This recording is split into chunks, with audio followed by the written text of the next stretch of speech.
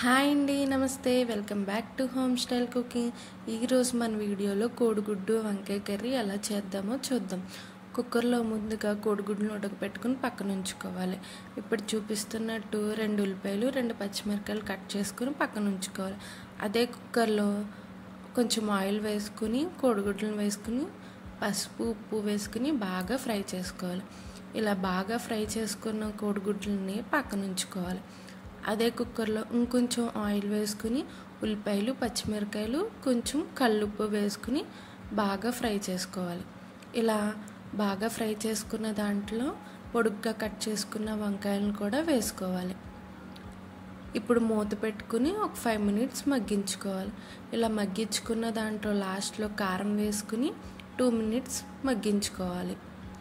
Oil అలా పైకి తేలాక లాస్ట్లో కొంచెం వాటర్ వేసుకుని అలాగే మనం ఫ్రై చేసుకున్న గుడ్లను కూడా వేసుకుని కుక్కర్ మూత పెట్టుకుని ఒక విజిల్ వచ్చేదాకా ఉంచాలి.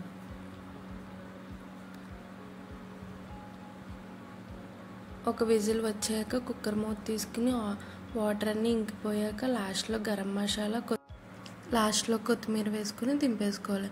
ఎంతో టేస్టీగా ఉండే కోడిగుడ్డు వంకాయ కర్రీ రెడీ.